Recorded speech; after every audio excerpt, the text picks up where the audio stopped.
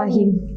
Assalamualaikum warahmatullahi wabarakatuh.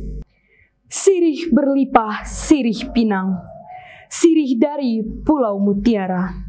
Pemanis kota selamat datang. Awal bismillah pembuka acara. Fadilatus Sayyid Mudirul Mahad Insan Cendekia Al-Ustaz Al-Hajj Ahmad Maududi LCMA. The Honorable, the leader of Insan Cendekia Boarding School Payakumbuh Foundation, Al-Ustaz Roni Patihan LC. Al-Mukarram Al-Asatid Wal-Ustadzat wa ya ayyuhal musyahidun rahimakumullah. Dan yang teristimewa, seluruh penonton yang sedang menyaksikan. Alhamdulillah, nahmaduhu wa nasta'inuhu wa na'udzu billahi min syururi anfusina wa min sayyiati a'malina. May yahdihillahu fala mudilla lahu wa may yudlilhu fala hadiya lahu. Asyhadu an la ilaha illallah wa asyhadu anna Muhammadar Rasulullah. Amma ba'du. Awalan, hayya bina an nashkura ila Allah azza wa jalla alladhi qad a'tana fursatan wa ni'matan hatta nastati'a an nusyahida hadzal barnamij. Dengan mengucapkan Bismillahirrahmanirrahim, acara pembukaan Gebyar Muharram 1443 Hijriah bertepatan dengan 11 Agustus 2021 siap dimulai.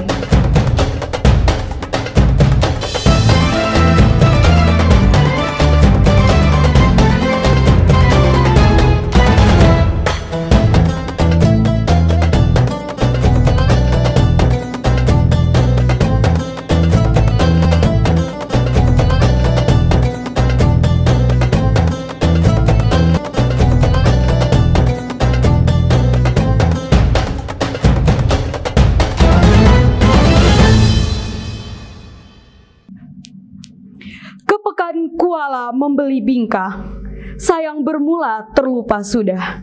Majelis bermula, acara dibuka dengan alunan madah nan paling indah. Al-barnamijul awal qira'atul Qur'an alladhi sayaqumu bitilawatihi akhuna al-karim fahuwa Farhan Rahimuddin Muntar.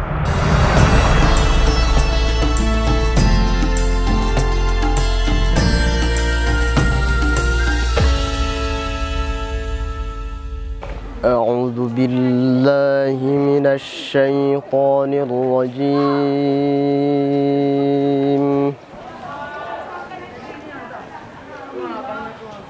بسم الله الرحمن الرحيم.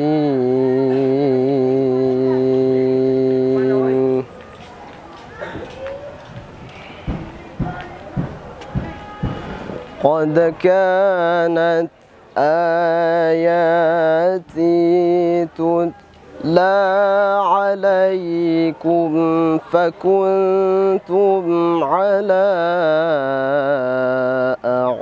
أعقابكم تنكصون.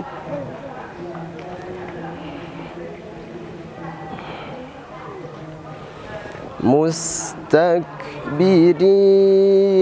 به سامرا تهجرون.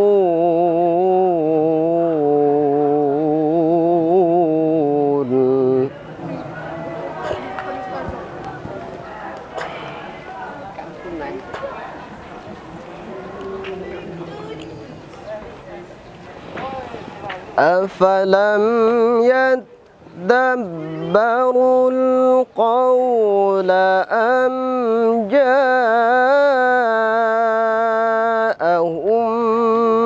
ما لم يأت آباءهم الأولين.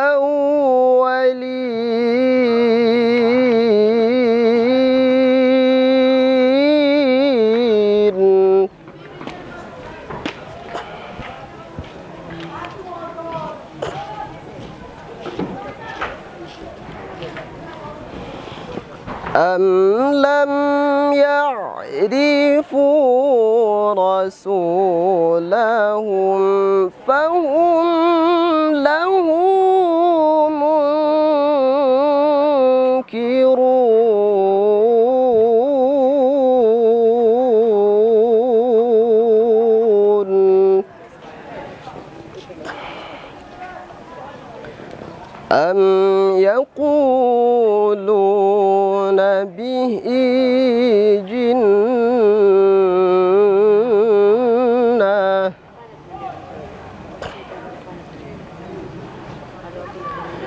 بل جاءهم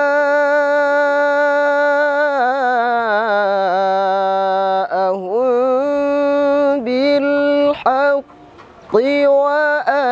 وأكثرهم للحق كارهون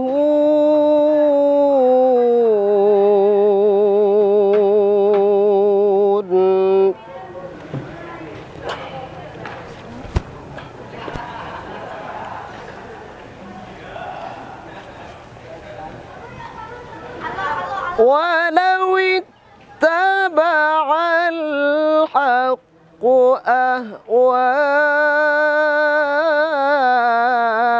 أهواءهم لفسدت السماوات والأرض لفسدت السماوات والأرض ومن فيهن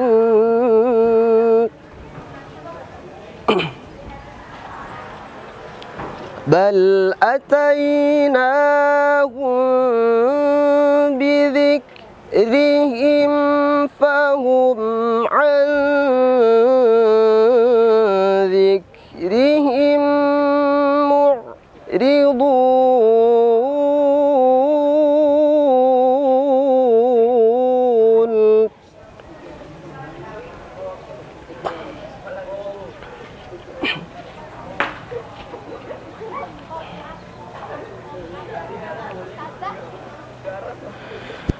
أم تسألهم خرجا فخراج ربك خير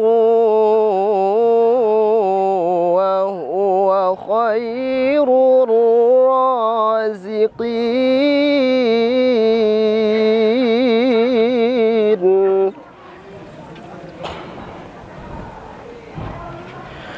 وإنك لتدعوهم إلى صراط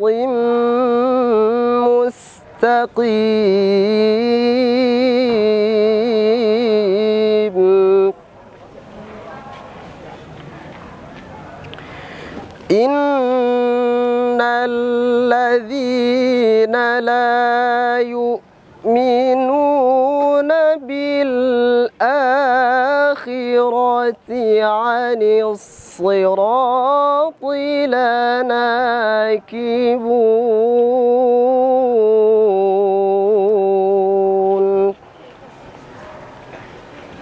وإن الذين لا يؤمنون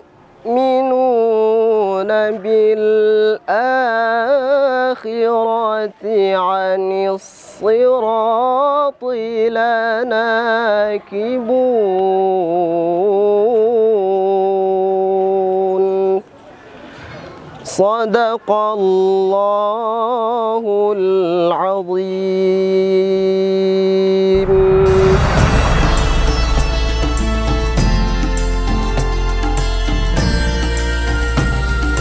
The next agenda. Few words from the leader of Insan Cendekia Boarding School Payakumbuh, Al Ustadz Roni Patihan. For Ustadz Roni Patihan, times is yours.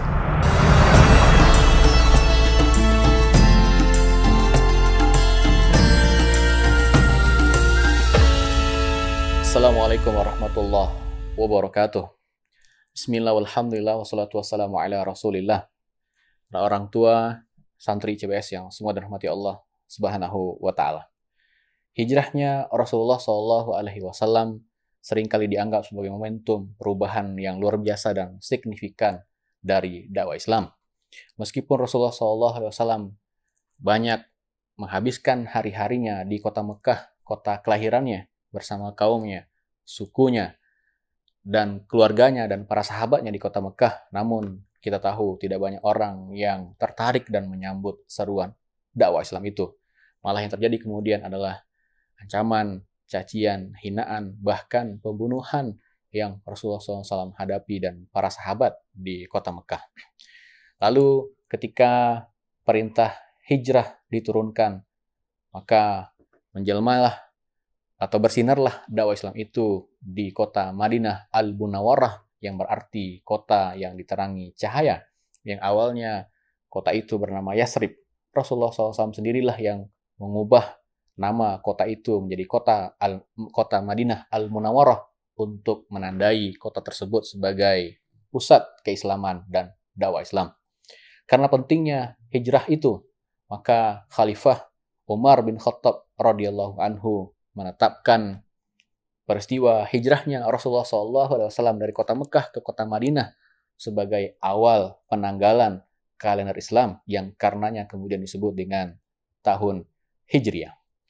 Memperingati tahun baru Hijriah mestilah dengan semangat dan keinginan untuk berubah atau berpindah dari sesuatu yang kurang baik dan kurang tepat ke arah yang lebih baik dan bermutu. Juga agar kita mengingat dengan lebih baik bagaimana perjuangan baginda Rasulullah SAW dan para sahabat dalam memperjuangkan dan mempertahankan agama Islam ini. Juga agar kita menjadi pribadi yang jauh lebih baik dari hari ke hari, baik untuk diri kita sendiri, keluarga kita, agama Islam, dan tentunya untuk nusa dan bangsa kita. Saya mewakili keluarga besar Insan Cendekia Boarding School Payakumbuh mengucapkan selamat tahun baru Hijriah 1 Muharram 1443 Hijriah. Semoga Allah Subhanahu wa taala merahmati dan meridhoi kita semua. Wal afu minkum. Wassalamualaikum warahmatullahi wabarakatuh.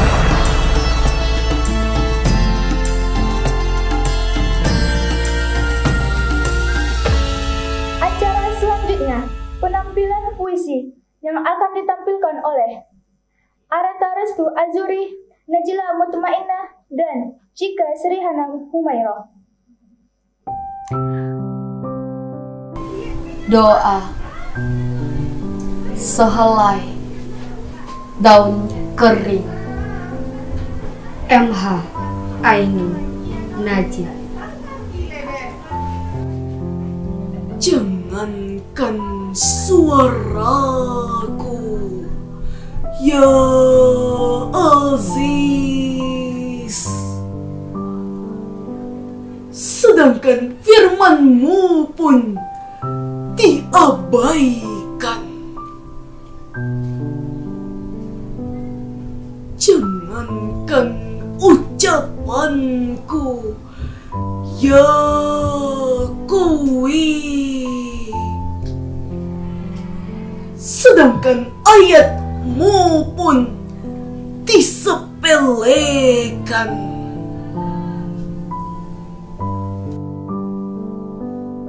Jangankan cintaku, ya Zulquwah, sedangkan kasih sayang-Mu pun dibuang. Jangankan sapaanku, ya Matin, sedangkan solusi tawaran-Mu pun diremehkan. Betapa naifnya harapanku untuk diterima oleh mereka. Betapa lucunya dambaanku untuk didengarkan oleh mereka, sedangkan kitabmu diingkari oleh 1000 peradaban. Betapa tidak wajar aku merasa berhak untuk mereka hormati. Sedangkan Rahman Rahimmu diingat hanya sesekali. Betapa tak masuk akal keinginanku untuk tak mereka sakiti. Sedangkan kekasihmu Muhammad dilempar batu. Sedangkan Ibrahimmu dibakar. Sedangkan Yunusmu dicampakkan ke laut. Sedangkan Nuhmu dibiarkan kesepian. Akan tetapi wahai Qadir Muqtadir, wahai Jabbar Mutakabbir, Engkau maha agung dan aku kerdil. Engkau maha dahsyat dan aku picisan. Engkau maha kuat dan aku lemah. Engkau maha kaya dan aku papa. Engkau maha suci dan aku kumuh. Engkau maha tinggi dan aku rendah serendah-rendahnya. Akan tetapi wahai Kahir, wahai Kohar, Rasul kekasihmu Maisum dan aku bergelimang hawai. Nabi utusanmu terpelihara, sedangkan aku terjerembab-jerembab. Wahai Manan, wahai Karim, wahai Fatah, wahai Halim, Aku setitik debu, namun bersujud kepadamu. aku sehelai daun kering, namun bertasbih kepadamu. Aku budak yang kesepian, namun yakin akan kasih sayang dan pembelaanmu.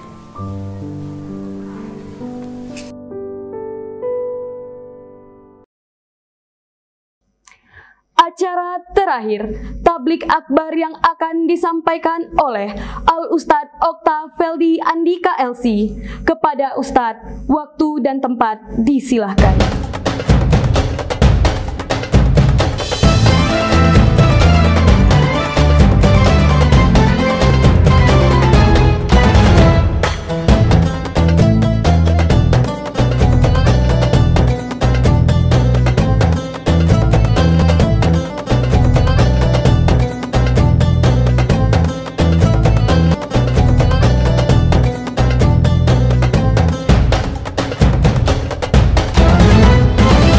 Assalamualaikum warahmatullahi wabarakatuh. Alhamdulillah hamdan katsiran tayyiban mubarakan fihi kama yuhibbu rabbuna wa yarda. Asyhadu an la ilaha illallah wa asyhadu anna Muhammadan abduhu wa rasuluh la nabiyya wa la rasula ba'da. Allahumma salli ala sayyidina wa habibina wa maulana Muhammadin sallallahu alaihi wasallam. Bapak Ibu sidang jemaah dimanapun berada yang dirahmati Allah subhanahu wa ta'ala, segala puji hanya milik Allah subhanahu wa ta'ala. Allah yang menciptakan, Allah yang memberikan segala bentuk kebutuhan kita. Ketika seorang hamba meminta berdoa kepada Allah, bahkan tak kalah hamba itu lupa dengan Allahnya sendiri, maka tidaklah Allah mengurangi pemberian nikmat kepada kita semua. Kita seorang muslim selalu meminta kepada Allah. Tapi apakah orang-orang kafir, orang-orang Yahudi, orang-orang Nasrani, mereka tidak meminta seperti kita bermunajat. Tetapi Allah subhanahu wa ta'ala tetap memberikan kepada mereka kenikmatan. Tapi itulah bedanya kita dengan mereka. Nikmat yang Allah berikan kepada kita mendekatkan kita kepada Allah harusnya. Menjadikan lisan kita ini selalu menyebut Allah Subhanahu wa taala. Tetapi ingat, bukanlah semua pemberian Allah itu adalah tanda Allah mencintai, bahkan Allah sangat mencintai kita. Tidak. Bahkan ada seorang mukmin yang rajin beribadah, salatnya tak pernah tinggal, tahajudnya pun begitu. Tetapi Allah tidak memberikan rezeki yang lebih untuk dia. Sebaliknya ada orang, salatnya pun tak ada. Jangankan berbicara zikir, salatnya pun tak ada. Bahkan Al-Quran tak pernah tersentuh dan terbaca oleh lisannya. Tetapi Allah memberikan kelebihan rezeki untuk dia. Makanya ulama mengatakan, pemberian Allah yang banyak bukan berarti tanda Allah sangat mencintai kita. Ketika pemberian Allah sedikit atau hanya secukupnya saja, bukan berarti Allah membenci kita. Tetapi Allah tahu bagi seorang mukmin apa yang dia butuhkan, Allah sangat mengetahui itu. Maka selayaknya lah kita bersyukur terhadap apa yang diberikan oleh Allah itu. Jadikanlah kenikmatan itu betul-betul. Lisan ini semakin kokoh dia berzikir. Fisik kita ini semakin kuat dia untuk beribadah. Mudah-mudahan kita menjadi hamba yang syakir, yang bersyukur kepada Allah Subhanahu wa taala. Selawat beserta salam kita mohonkan kepada Allah. Semoga Allah Subhanahu wa taala menyampaikan salam kita kepada Nabi Muhammad sallallahu alaihi wasallam. Hadirin sekalian dimanapun berada yang dirahmati Allah, momen tahun baru Hijriah ini bukanlah kita berpesta dengan menghidupkan kembang api atau mungkin meletuskan mercon atau mungkin kita hidangkan makanan dan kita berpesta, tidak. Tapi momen ini adalah momen memuhasabah diri kita. Apa yang sudah kita lakukan dalam 1 tahun ini? Apa yang telah terjadi di dalam diri kita 1 tahun ini? Corona belum juga berhenti. Bahkan hari ini, dimanapun kita berada, hampir setiap hari berita kematian. Di Facebook kita baca, kawan-kawan kita menyampaikan berita kematian, fulan meninggal, fulan meninggal. Bahkan kematian tak mengenal anak kecilkah, pelajarkah, orang dewasakah, pejabatkah, rakyat biasakah, orang kayakah, bahkan orang miskin sekalian. Masya Allah, ini betul-betul harus menjadi sesuatu yang kita renungkan, harus kita pikirkan apa hikmah di balik kematian itu. Ketika awal corona ini melanda, kita masih ingat corona pertama kali singgah di negeri tetangga jauh di sana, Cina. Ada sempat orang mengatakan corona tidak akan menghampiri orang soleh, corona tidak akan menghampiri ulama. Tapi ternyata Allah membuktikan kepada kita semua, musibah yang melanda ini itu bukanlah dikhususkan untuk orang kafir, tetapi seluruh elemen masyarakat. Mukminkah dia? Kafirkah dia? Munafikkah dia? Musyrikkah dia?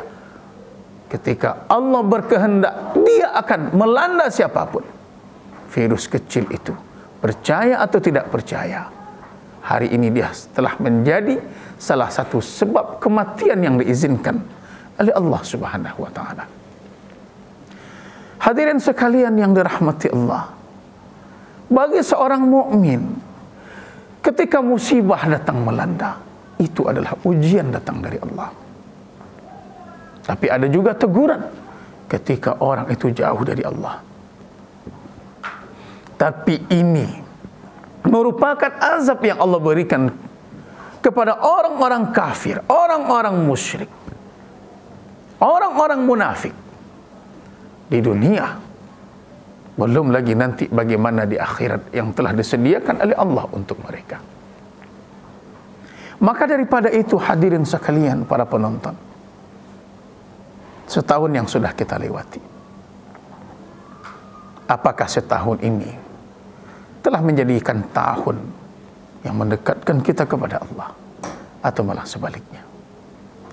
Rasulullah sallallahu alaihi wasallam pernah mengajarkan satu doa kepada kita semua. Apa kata Nabi? Allahumma inni a'udzubika min ilmin la yanfa' wa min qalbin la yakhsha wa min nafsin la yashba' wa min du'ain la yusma'. Apa kata Nabi kita? Ya Allah, hamba berlindung kepadamu dari apa? Min ilmin la yanfa', dari ilmu yang tak bermanfaat. Wa min qalbin la yakhsha', dari hati yang tak pernah khusyuk. Wa min nafsin la yashba', dari jiwa yang tak pernah kenyang. Wa min du'ain la yusma', dari doa yang tak lagi didengar oleh Allah Subhanahu wa taala. Pemirsa sekalian, hadirin yang dirahmati Allah, Nabi mengatakan kita berlindung dari ilmu yang tak bermanfaat. Bukankah ilmu itu bermanfaat? Bukankah ilmu itu dikatakan oleh Rasulullah, al-ilmu yad'u ilal iman. Ilmu itu akan mengarahkan seseorang, akan membawa diri seseorang kepada keimanan yang mendekatkan dia kepada Allah. Ini hakikat ilmu itu sebenarnya. Tapi bagaimana ilmu yang tak bermanfaat itu? Kita perhatikan betapa banyaknya para sarjana hari ini dengan gelar yang begitu banyak di ujung namanya. Gelar ini sarjana ekonomi, sarjana akuntansi, sarjana pendidikan, sarjana ini itu. Bahkan ada pula sarjana itu tidak cukup dengan SPD, SPDI, ini dan lain sebagainya. Ditambah lagi dengan S2-nya, ditambah lagi dengan S3-nya. Bahkan di awal namanya profesor, doktor. Tapi ingat, itu tak menjamin kalau ilmu itu bermanfaat bagi dia. Ada ilmu yang tak bermanfaat. Kita berikan contoh. Kematian yang telah banyak menghampiri ini, andai kata itu menghampiri kita hari ini, orang tua kita, famili kita, bagi seorang anak yang hari ini mungkin dia telah menikmati hasil pendidikan selama ini, meninggal orang tuanya, terbujur jenazah bapak dan ibunya di tengah rumah itu. Na'udzubillah. Si anak yang telah sarjana tadi tak bisa dia untuk menyelenggarakan jenazah ibunya, tak bisa dia menyelenggarakan jenazah bapaknya. Apakah ilmu yang telah dia dapatkan bermanfaat untuk dia? Miris kita melihat ketika mayat jenazah ayahnya sudah terbujur, dia menangis dan meminta kepada orang lain, tetangganya, ustadz di kampungnya. Dia katakan, tolonglah, tolong aku memandikan jenazah ayah ibuku. Apakah kita tidak miris memandang itu? Tolonglah, ajarkan aku, tolong kafani ayah ibuku. Bahkan untuk menyolatkan yang hanya butuh waktu 5 menit pun tak sampai. 4 takbir saja, dia tak bisa menjadi imam untuk yang terakhir kalinya bagi ayah dan ibunya sebelum masuk ke dalam liang lahat. Apakah ilmu yang telah dia dapatkannya bermanfaat untuk dia? Mungkin manfaat mendapatkan uang yang banyak, mendapatkan jabatan yang semakin tinggi. Hanya itu gunanya ilmu. Maka miris kita melihat. Maka inilah cita-cita kita di lembaga yang besar ini. Kita sedang berada di pesantren Insan Cendekia ini. Anak-anak, kita tanamkan itu kepada mereka. Ilmu-ilmu yang menambah keimanan. Bahkan ada prioritas-prioritas di setiap ilmu. Mereka mau jadi apa? Mereka ingin menjadi ulama, ingin menjadi pebisnis, ingin menjadi dosen, ingin menjadi ini itu. Silakan. Tetapi ada ilmu yang standar yang harus diraih dan dimiliki oleh anak kita. Seorang pebisnis harus ada Al-Quran di dalam dadanya. Seorang dosen harus ada Al-Quran di dalam dadanya. Seorang dokter, dia harus punya barometer dalam dirinya. Ini Al-Quran dan hadis Nabi. Inilah dia yang diajarkan. Sehingga dia akan tumbuh nanti merawat orang lain, mengobati orang lain. Dan ada Al-Quran di dalam dadanya.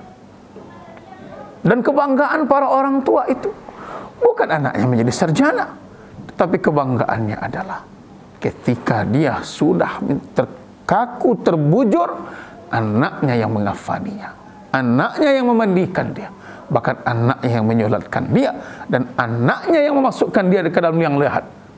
Dan setiap saat ketika dia sudah masuk ke dalam alam barzakh, maka anaknya pun tak pernah putus dalam mendoakan orang tuanya. Yang kedua, pemirsa sekalian, min qalbin la yakhsha, dari hati yang tak pernah khusyuk kepada Allah Subhanahu wa ta'ala. Hati ini adalah segumpal daging. Kalau dia baik, maka baiklah seluruhnya.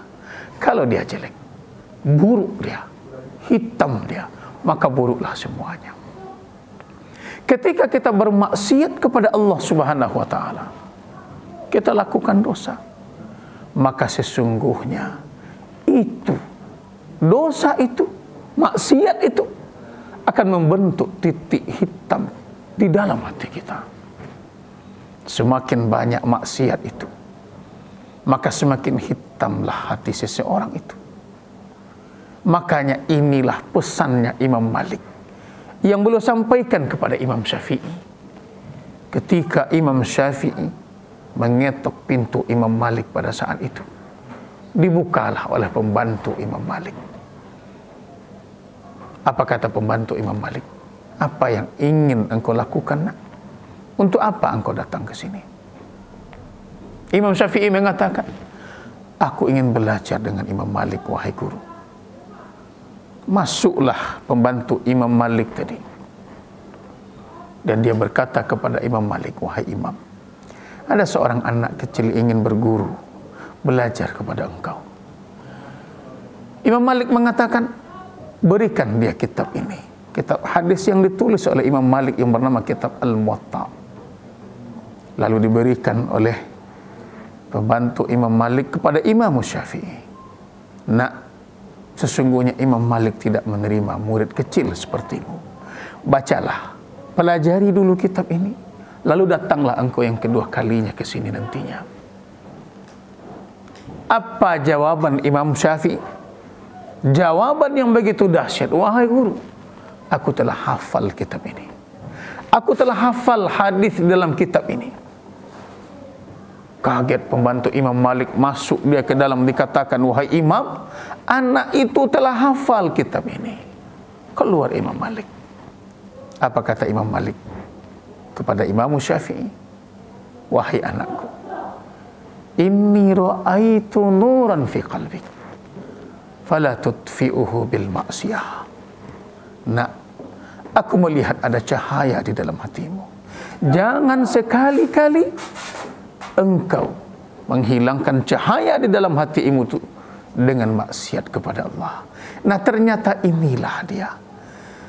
bagaimana hati itu bersih dia, tentulah kita terangi dia dengan Al-Quran, kita terangi dia dengan ibadah. Tetapi semakin banyak maksiat kita kepada Allah, maka semakin tak menentu yang kita rasakan. Kita solat takbir yang dibaca Allahu Akbar dengan kekhusyukan, tapi orang yang hatinya tidak khusyuk itu bermacam-macam, melanglang buana, melintang-lintang di kepalanya, maka sehingga tidak pernah menjadikan dia khusyuk kepada Allah Subhanahu wa taala. Orang menangis mendengarkan bacaan imam, tapi hatinya tak menentu, memikirkan ini dan itu. Inilah ya, kita berlindung kepada Allah dari hati yang tak pernah khusyuk. Apa kuncinya? Perbanyaklah ibadah. Apa yang kita rasakan sekarang? Setahun sudah, apakah hati kita semakin khusyuk? Atau malahan ternyata semakin hilang Allah di dalam hati ini? Yang ketiga, pemirsa sekalian yang dirahmati Allah, wa min nafsin la yashba, dari jiwa yang tak pernah kenyang. Itulah dia. Kita diberikan nikmat oleh Allah Subhanahu wa taala. Semua Allah berikan. Kita minta dan tak kita minta, Allah datangkan juga. Kita harapkan bahkan tak kita harapkan, Allah datangkan juga. Nikmat yang seharusnya menjadikan kedekatan, tetapi malah sebaliknya. Karena kemaksiatan tadi menjadikan kita lalai dari Allah. Kita lupa siapa yang memberikan nikmat itu. Kita lupa siapa yang telah memberikan nikmat yang banyak ini. Sehingga apa yang terjadi?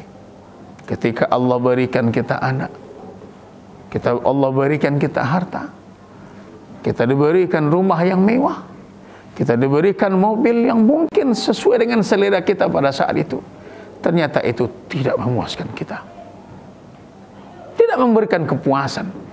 Akhirnya setiap hari, dari pagi sampai petang, petang sampai sore, bahkan sampai malam, urusan kita adalah urusan dunia. Urusan kita adalah urusan mencari nafkah, mencari uang. Dan kita mengira semakin banyak kita bekerja, maka semakin banyak pula nikmat itu datang. Semakin banyak kita berusaha, maka semakin banyak pula uang itu yang dapat kita miliki. Tidak. Sekalipun kita bekerja siang dan malam, tak ada istirahat sedikit pun, petang dan pagi. Siang panas terik matahari, hujan turun dari langit. Kita tempuh itu semua untuk mencari nikmat. Kelebihan rezeki harus kita tanamkan dalam jiwa kita. Allah Subhanahu wa taala hanya akan memberikan segala sesuatu itu, semua yang telah ditakarkan oleh Allah, semua yang sudah ditentukan dan disediakan khusus untuk kita. Tidak akan lebih daripada itu. Tapi sayang, waktu kita sudah habis. Tak ada waktu dengan Allah lagi. 24 jam kita lewati setiap harinya. Semuanya hanya untuk dunia saja. Mana waktu kita bersama dengan Allah? Mana waktu kita datang ke rumah Allah? Mana waktu kita berduaan dengan Allah pada tengah malam? Mana waktu kita berzikir dengan lisan kita? Tak ada waktu. Maka kenapa? Karena jiwa kita tak pernah kenyang dengan dunia yang kita miliki. Seakan-akan kita bekerja, akan dapat oleh kita seluruh nikmat dunia itu. Akan datang semua kenikmatan itu kepada kita semua. Tidak, tidak pemirsa. Sekalipun kita begitu, Allah hanya mendatangkan yang betul-betul yang telah Allah sediakan untuk kita saja. Bukankah pernah ada kisah? Kita teringat bagaimana Buya Hamka pernah menyampaikan kisah ini dulunya dalam ceramah beliau. Beliau berikanlah namanya si Tamak. Ketika si Tamak bertemu dengan seorang yang kaya raya, dia mengatakan, "Wahai Tamak, engkau aku izinkan mengambil tanah yang sangat luas ini. berapapun bisa engkau garap, ambillah olehmu. Tapi dengan catatan, engkau pulang nanti sebelum waktu maghrib datang ke sini. Maka si tamak pun yang diceritakan oleh Buya Hamka, kita ingat zikrayatnya lagi, menghidupkan kisah yang pernah disampaikan ulama besar Minangkabau itu. Bekerjalah si tamak, digarapnya, dibawanya bekal dia. Kalau dia lapar dia bisa makan. Sampai petang hari lupa si tamak, dia belum kenyang juga, dia masih ingin mendapatkan yang lebih. Dimakannya bekalnya, habis air minumnya, sudah sore datang, tetap dia lakukan, bekerja membuka lahan itu, karena dia merasa masih banyak yang bisa didapatkan. Tetapi habis energinya, habis kekuatan dia, maka habislah waktunya. Bahkan maghrib sudah datang, si tamak pun belum juga pulang. Ketika dia pulang ke rumah, tenaga pun sudah tak ada, bekal pun juga sudah tak ada, air yang akan diminum pun juga habis. Apa yang terjadi? Jangankan dia datang sebelum maghrib sebagaimana perjanjian, sesungguhnya dia di tengah jalan, belum sampai di tengah jalan, dia pulang, akhirnya dia pingsan dan mati. Maka tak ada satupun yang didapatkan oleh si tamak. Begitulah ibaratnya kita kejar dunia, maka ujung-ujung yang akan kita bawa pulang bertemu dengan Allah hanyalah 3 helai kain kafan putih yang melengket nanti di dalam jiwa kita yang sudah membusuk di dalam tanah. Maka seperti itulah kehidupan ini. Kita punya tanah hari ini. Berapa hektar kita punya tanah? 1, 2, 3, bahkan puluhan hektar yang kita miliki. Mobil mewah, rumah bertingkat. Tetapi ketika kita mati, tanah yang puluhan hektar tadi, kita pakai hanya 1 kali 2 meter saja, tempat persinggahan terakhir di alam barzakh. Apa yang kita bawa? Kita bawa mobil itu ke dalam kubur? Tidak. Tak ada satupun yang kita bawa, kecuali amal ibadah yang telah kita lupakan karena mengejar dunia dan isinya itu. Dan yang terakhir, yang dipesankan oleh Nabi kepada kita, wa min du'ain la yusma', dari doa yang tak lagi didengar oleh Allah Subhanahu wa taala. Bagaimana kita akan hidup? Bagaimana kita akan meminta? Bagaimana kita akan berharap ketika doa kita tak lagi didengar oleh Allah Subhanahu wa taala? Kita mohon kepada Allah, ya Allah, ampunkan dosaku, bersihkan hatiku. Ya Allah, angkat penyakitku. Ya Allah, aku meminta keturunan kepadamu. Tetapi kita meminta dengan air mata berurai, Allah tak dengarkan, Allah tak mendengarkan doa itu. Jangankan kepada Allah, pemirsa, ketika kita bertemu dengan sahabat kita, teman kita, berjabat tangan kita dengan dia, kita tanyakan kabarnya. Tapi ketika kita mengatakan apa kabar engkau, maka dia tidak menoleh sedikit pun kepada kita. Dia tidak menengok kita. Apa perasaan kita? Sakit hati kita melihatnya. Itu sesama makhluk. Bayangkan, yang memberi rezeki adalah Allah, yang memberikan anak keturunan adalah Allah, yang memberi nikmat di dalam tubuh kita ini adalah Allah, yang memberikan semua permintaan kita adalah Allah. Tapi Allah itu sendiri tidak mendengarkan itu semua. Kemana alamat badan ini akan dibawa? Kepada siapa lagi kita akan meminta? Apa penyebabnya? Penyebabnya, apa yang kita makan selama ini adalah barang yang haram, barang riba, harta riba, hak orang lain. Bahkan yang kita pakai adalah bukan hak kita, punya orang lain. Inilah yang terjadi. Pemirsa sekalian yang dirahmati Allah, setahun yang sudah kita lalui, mari kita berbenah. Hasibu anfusakum qabla an tuhasabu. Hisablah, hitung-hitunglah bagaimana yang sudah kita lakukan itu sebelum datang hari penghisaban, hari yang semuanya akan kita pertanggungjawabkan kepada Allah datang kepada kita.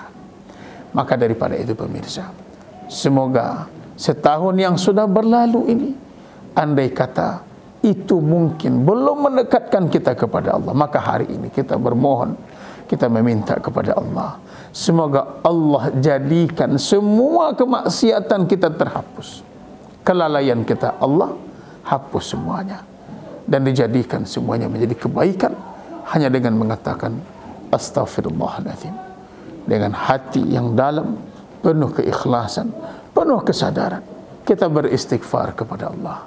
Astaghfirullah, kalimat ini akan menghapuskan seluruh dosa-dosa kita. Kalimat ini akan memutihkan kembali seluruhnya menjadi seolah-olah menjadi kertas putih selagi dia diucapkan dengan keikhlasan, kesadaran dan penyesalan apabila ternyata banyak maksiat yang telah kita lakukan. Mudah-mudahan waktu yang masih tersisa, yang masih Allah berikan kepada kita, bisa kita isi dengan betul-betul perbuatan, amalan yang semakin mendekatkan diri kepada Allah dan menjadikan kita husnul khatimah di detik terakhir kehidupan ini sebelum ruh berpisah dengan jasad. Maka pada saat itu kita akan kembali kepada Allah dengan sebaik-baik kematian, insya Allah. Demikianlah, mudah-mudahan peringatan 1 Muharram tahun baru Hijriah yang kita adakan di lembaga Insan Cendekia ini membawa hikmah yang besar bagi kita semua, insya Allah. Demikian saja. Subhanakallahumma bihamdika asyhadu an la ilaha illa anta astaghfiruka wa atubu ilaik. Wabillahi taufiq wal hidayah. Assalamualaikum warahmatullahi wabarakatuh.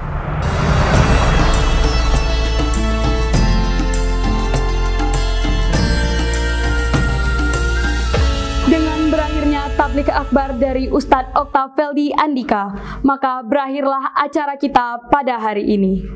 Kami menghaturkan selamat Tahun Baru Islam 1 Muharram 1443 Hijriah.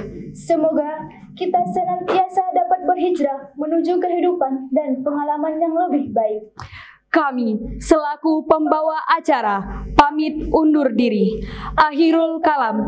Wassalamualaikum warahmatullahi wabarakatuh.